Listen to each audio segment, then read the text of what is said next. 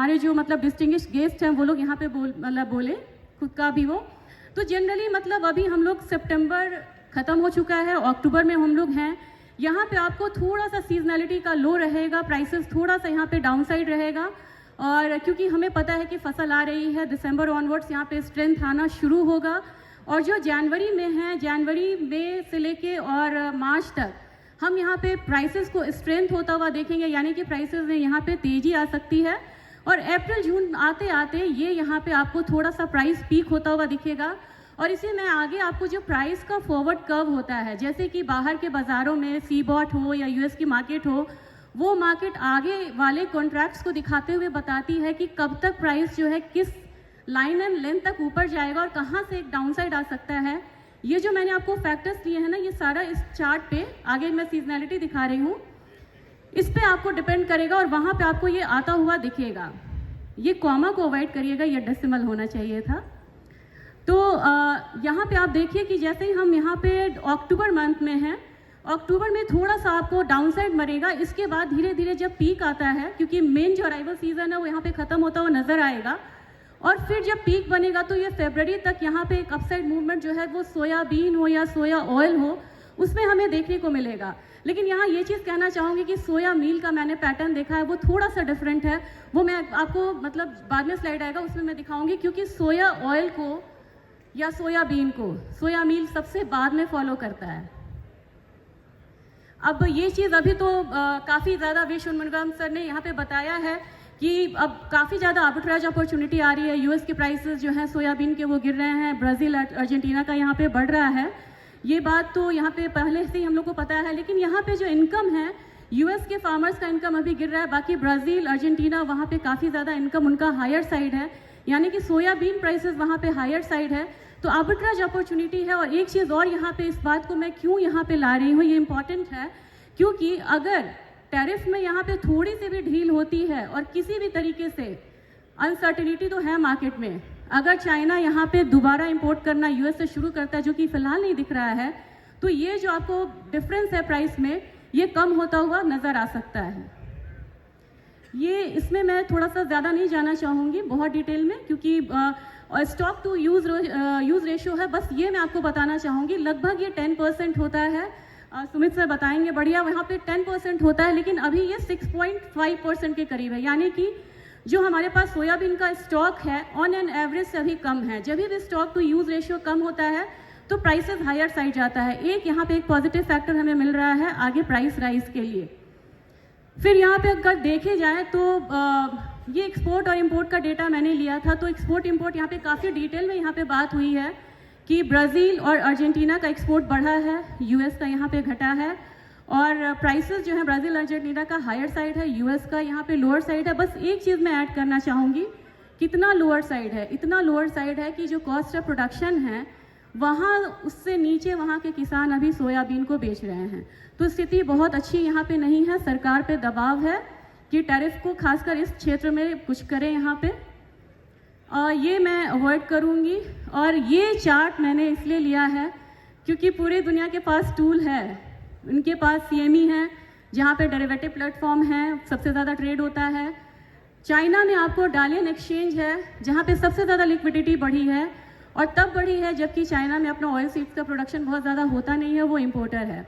Generally क्या होता है ना कि डेरिवेटिव एक्सचेंज में जो बड़े प्रोड्यूसर्स होते हैं उनका वो होता है, जैसे कि मलेशिया में आपको पॉम ऑयल होता है तो बीएमडी में पॉम ऑयल ट्रेड होता है।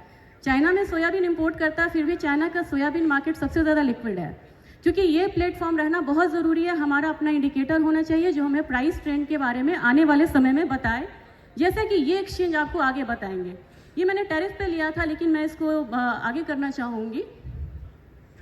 सोयाबीन का फंडामेंटल्स अभी हम लोग यहाँ पे डिस्कस करेंगे, इसको मैं अभी इग्नोर करूँगी। बस ये एक चीज़ है, इसे बोलते हैं कमिटमेंट ऑफ ट्रेडर्स रिपोर्ट बोलते हैं, यानी कि बाहर के एक्सचेंज में कितने लोग शॉर्ट में बैठे हैं, कितने लोग लॉन्ग में बैठे हैं, यानी कि बाय कितनों ने किया है और शॉर्ट कितनों ने किया है। फिलहाल जो स्थिति है, जैसे यहाँ पे हार्वेस्ट आने का रहता है, आपको भी पता है प्राइस डाउनसाइड जाता है, तो यहाँ पे शॉर्ट में ज़्यादा लोग बैठे हैं, और किसमें, सोयाबीन में, सोया मील में और सोया ऑयल, तीनों में। लेकिन अभी ये चीज़ देखने की बहुत अच्छी बात है, क्योंकि सोयाबीन में पहले जितने लोग शॉर्ट में थे यानी कि सेलिंग साइड थे, अब वो पोजीशन कट रही है और वो लॉन्ग पोजीशन को भी क्रिएट कर रहे हैं। इंडिकेशन ये है कि आने वाले समय में अक्टूबर एंड हो या नवंबर ऑनवर्ड्स आपको हल्का सा जो प्राइस स्टेबिलिटी है वो देखने को मिलेगा। मैं नहीं कह रही कि प्राइस राइज हो जाएगा बहुत ज़्यादा, डाउनसाइड रिस्क यहाँ पे कम हो जाएगा और फिर धीरे धीरे यहाँ पे एक बेस बनना शुरू होगा। ये मैंने एक सोयाबीन का फॉरवर्ड कर्व लिया है, बस मुझे 2-3 स्लाइड्स और दिखाने हैं। ये सोयाबीन का फॉरवर्ड कर्व है। अब आप समझिए कि हमारे पास एक टूल है जो कि यूएस को है और इसे हम इंडिया में मैं रेफ़र कर रही हूँ। मुझे लगता है कि ये टूल हमारे पास होना चाहिए जिससे हम इंडियन सोयाबीन प्राइसेस को यहाँ पे रेफ़र करें।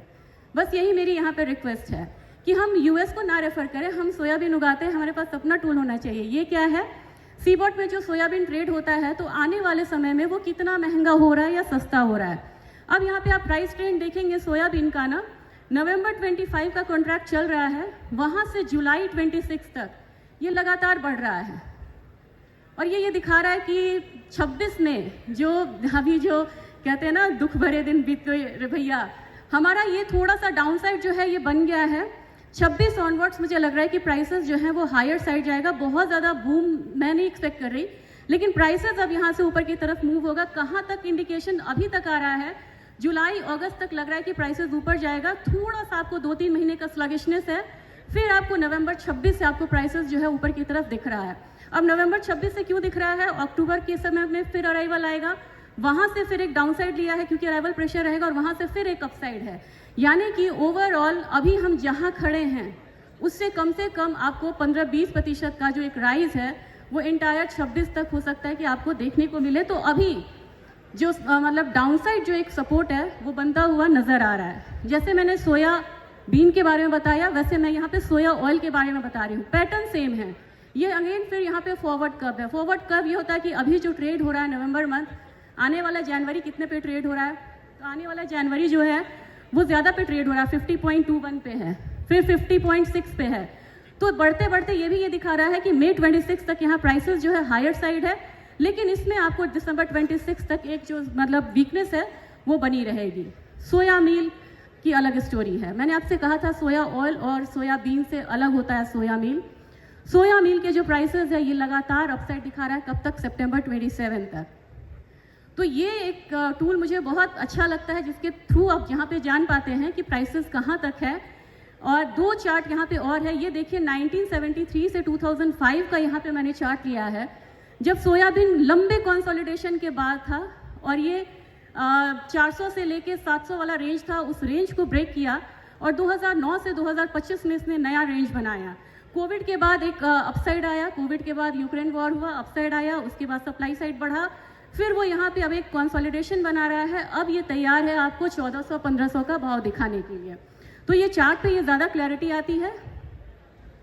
सोया ऑयल में सेम पैटर्न बन रहा है और विद वॉल्यूम यहाँ पे आपको प्राइसेस जो है वो हायर साइड जा रहा है। ये एक अच्छा इंडिकेशन है।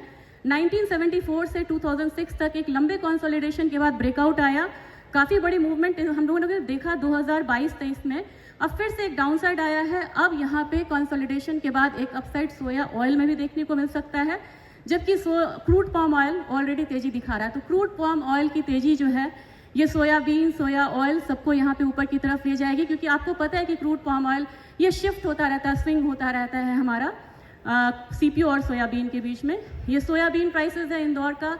ये मैंने एक बार ये थोड़ा सा चार्ट लिया था कि अब यहाँ पे काफ़ी गैप हो गया है एमएसपी और यही भावांतर यहाँ पे काम करेगा, लेकिन ये इंटायर इंडिया के लिए हो तो वो ज़्यादा बढ़िया है। फिर आपको ये सोया मील प्राइसेस है, सोया मील प्राइसेस में बहुत ज़्यादा डाउनसाइड नहीं है। और ये चार्ट में बस ये दिखाना चाह रही हूँ कि सोयाबीन के एक्सपोर्ट में जो ब्लू लाइन है वो अर्जेंटीना है, ये अपसाइड जा रहा है। ब्राज़ील के प्राइसेस अपसाइड है, लेकिन यूएस का प्राइस अभी डाउनसाइड जा रहा है, जबकि सोयाबीन मील में भी आपको यही चीज़ है कि यूएस का प्राइसेस लोअर साइड है। और ये सोयाबीन और पाम ऑयल एक्सपोर्ट प्राइसेस है, ये लगभग यहाँ पे थोड़ा थोड़ा अभी डाउनसाइड जा रहा है। तो ओवरऑल क्रक्स यही है कि प्राइसेस अब अपना कंसोलिडेशन मोड में आएगा। डाउनसाइड देख चुका है, थोड़ा बहुत डाउनसाइड है, लेकिन अपसाइड पॉसिबिलिटी यहाँ पे बहुत ज़्यादा निकल के आ रही है सोयाबीन, सोया ऑयल, सोया मील के लिए। Thank you.